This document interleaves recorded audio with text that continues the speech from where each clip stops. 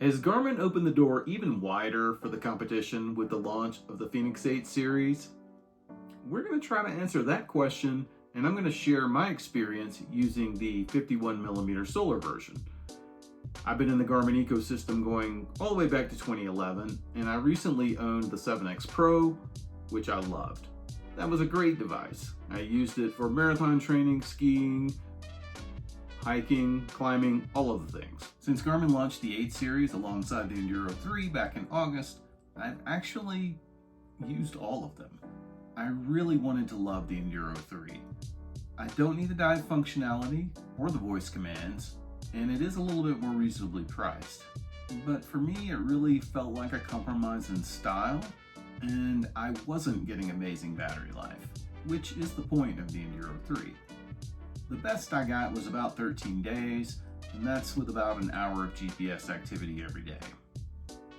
It was also super buggy, so I ended up returning it. So then I bought a used 51mm AMOLED version on Facebook Marketplace.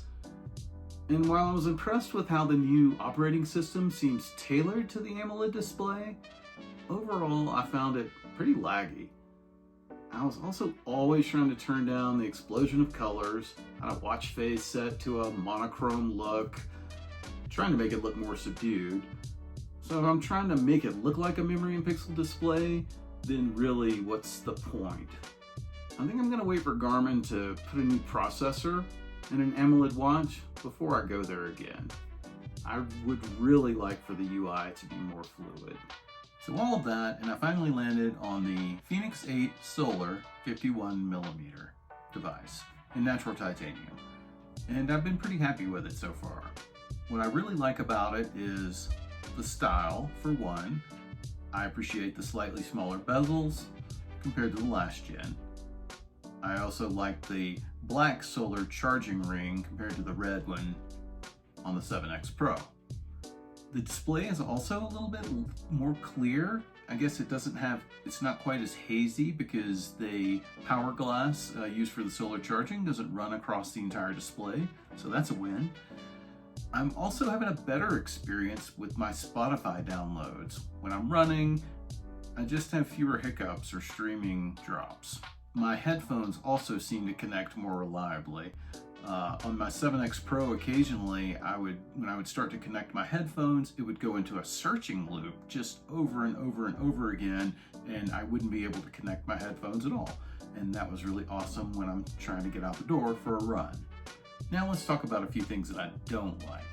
Stylistically, I don't like the colored sensor guard. They should have made it a neutral color or made it so that we could swap it out. Yeah, I'm really surprised that Garmin didn't take the chance to sell $25 swappable guards as an accessory. I mean, Garmin, you are trying to sell us $5 watch faces after charging over $1,000 for a watch. Another thing I don't love, or at least it's been kind of underwhelming, is maybe a better way to describe it, is the battery life. Again, going back to battery life, it's been a little bit underwhelming. I've been getting about 10 days on average, and again, that's with about an hour of GPS activity every day. I'm on the 13.31 stable release. I fully charged my device on 219, and today, the 26th, I'm down to 28%. So I burned about 72% in 7 days. So I'm on pace for about 10 days. Now let's talk about some things that are just somewhere in the middle. The new operating system, it's fine.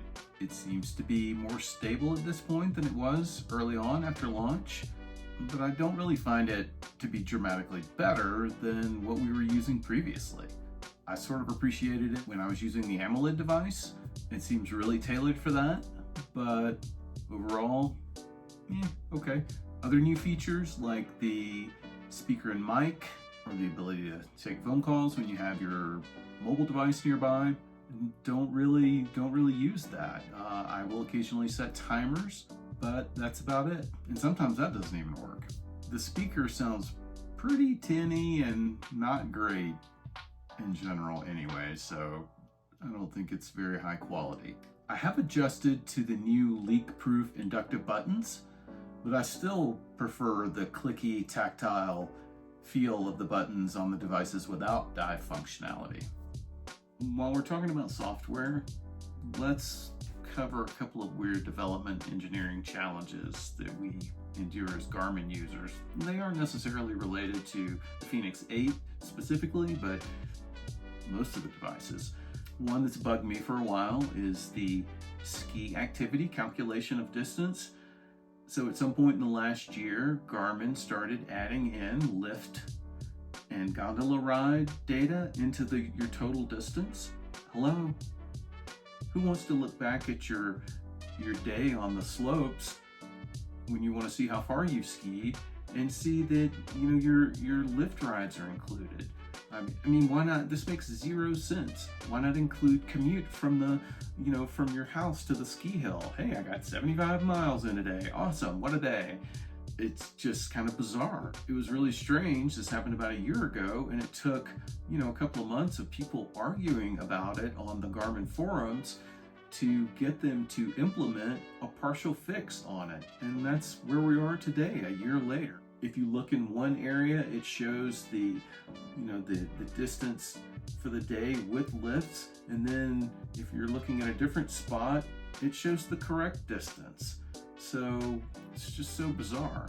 The second thing I'll mention is the widespread boot loop issue that happened back on January 28th, where I guess it was caused by a corrupt GPS file. When you would start an activity that required GPS, it would send your device into a boot loop. Good stuff, Garmin. This has felt like a rocky launch.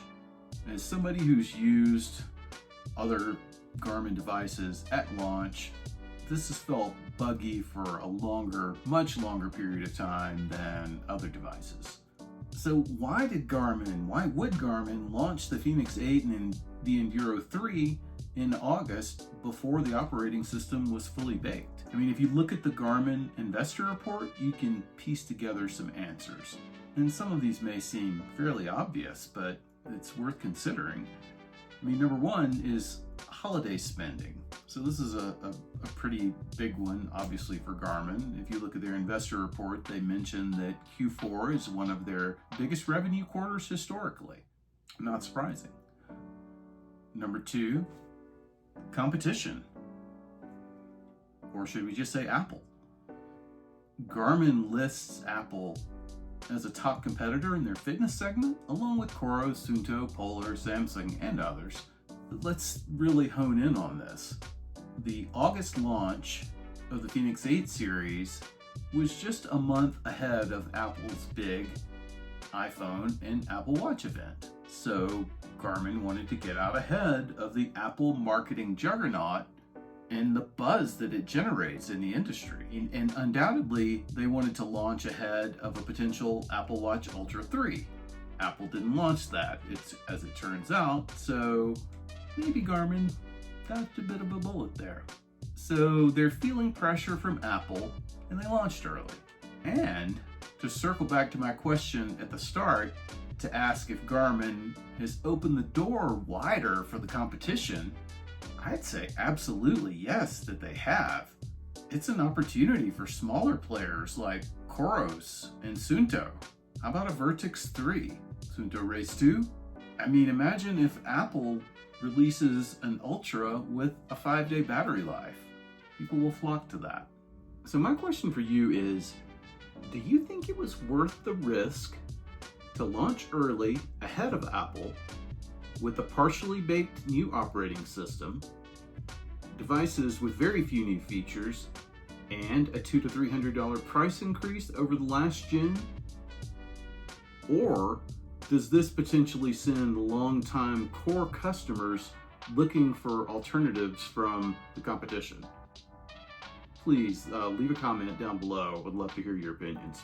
Okay, let's bring it all home here on the Fenix 8 series, and in particular the solar device that I'm using. I do like the device, warts and all, and I'm going to continue training with it every day.